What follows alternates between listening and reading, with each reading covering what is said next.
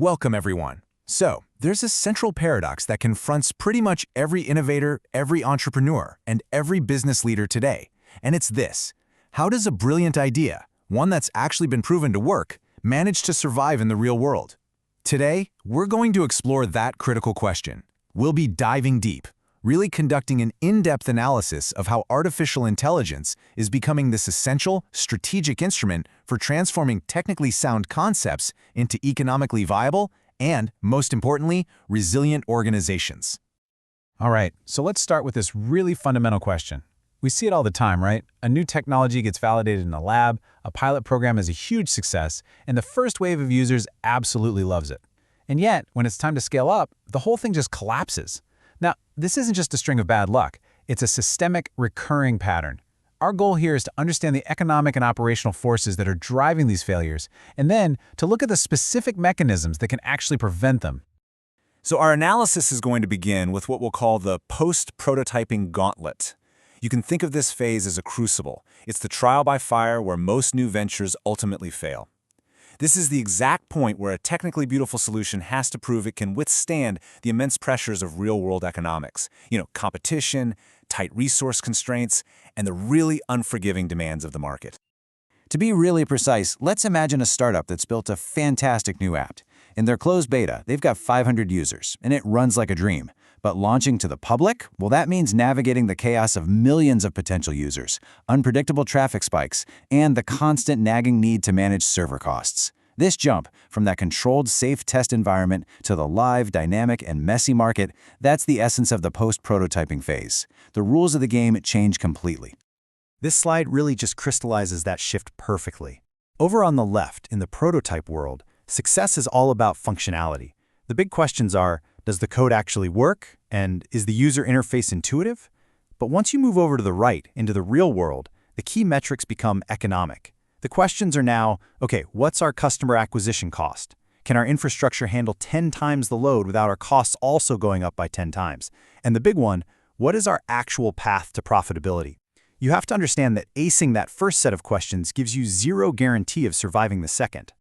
Now, this challenge leads us to a fascinating and, honestly, a deeply counterintuitive principle, what we call the paradox of scale. The conventional wisdom in business is that growth is always good, that scaling up leads to efficiency and market power. But, as we're about to see, the very process of growing can introduce fatal instabilities that were never, ever an issue at a smaller size. Let me give you an analogy. Think of a simple, elegant little bridge built to carry a few people across the stream. It's perfectly designed for its purpose. But what happens if you suddenly try to drive thousands of cars over it every hour? You haven't just increased the load, you've fundamentally changed the entire physics of the problem. The bridge's own design becomes its biggest liability. And it's the same in business. Rapid growth in users or transactions can similarly overwhelm the initial design of the company, creating fragility where there used to be strength. And this is exactly what that structural failure looks like in practice. It's a domino effect. Unforeseen demand causes system overloads, which crashes your service. So to prevent this, you just throw money at the problem, which leads to skyrocketing infrastructure costs. As the whole system creaks under the strain, your service quality just plummets, response times lag, and those once-happy customers become really frustrated. The whole operation becomes this constant, reactive firefight against one unpredictable bottleneck after another. You literally become a victim of your own success. So, given this gauntlet and this paradox, how does any venture actually survive? Well, this brings us to the core of our discussion today, AI as a strategic bridge. And let me be clear, we are not talking about AI as some flashy product feature. We're talking about AI as a foundational operational engine that is designed specifically to manage the complexities of scale and navigate this incredibly treacherous journey from a validated experiment to a truly viable enterprise. This quote just perfectly captures the function of AI. It is the essential infrastructure you need to cross what venture capitalists often call the valley of death, that perilous time where a startup has proven its concept but hasn't yet reached a sustainable business model.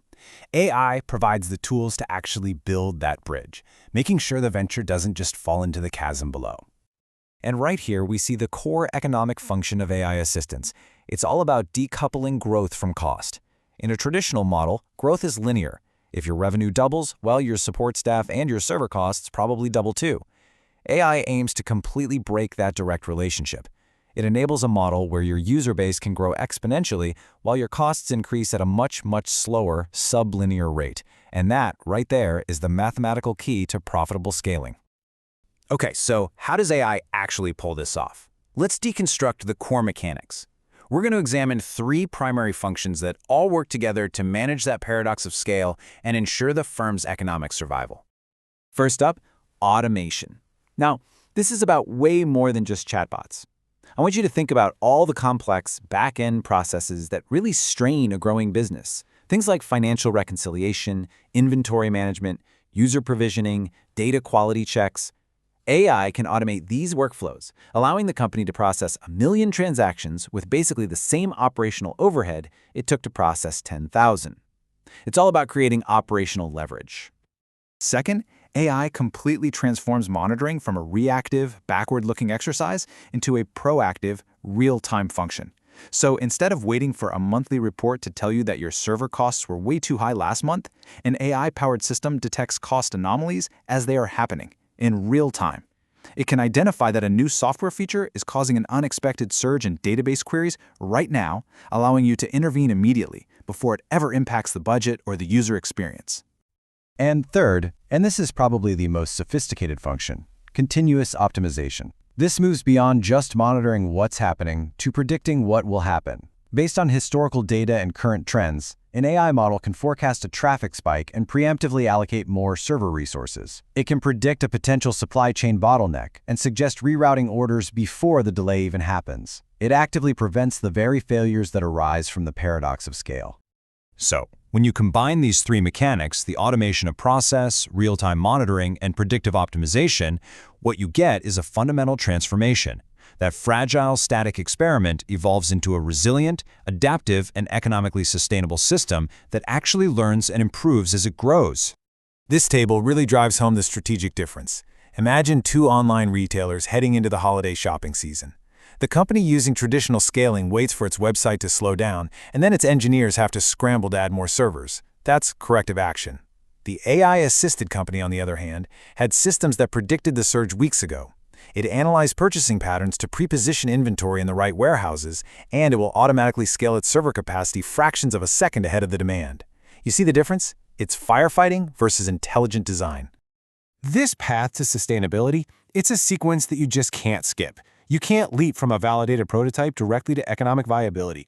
That chasm we mentioned earlier, the valley of death, lies right between steps 1 and 4. AI-assisted scaling and continuous optimization, those are the crucial pylons and cables that you use to build the bridge across it. They are the enabling steps for survival. So the key takeaway here is this. AI fundamentally alters the entire trajectory of an innovation. It provides the intelligent nervous system that allows a business not just to grow, but to evolve. It allows it to absorb the shocks of the real world, adapt to changing conditions, and build the kind of resilience that's required for long-term survival. It ensures that it becomes a fixture in the market, not just a footnote in a history of failed experiments. And this leads us to a final, and I think a crucial question for all of us to consider. As these AI-driven systems increasingly take over the complex, data-intensive tasks of ensuring operational and economic stability, the function of human leadership has to evolve. I mean, if the machine is managing survival, what then becomes the primary focus for the human leaders? Is it strategy? Is it defining the ethical boundaries for the AI? Or is it something else, like charting the long-term vision? This is the strategic frontier we must now explore.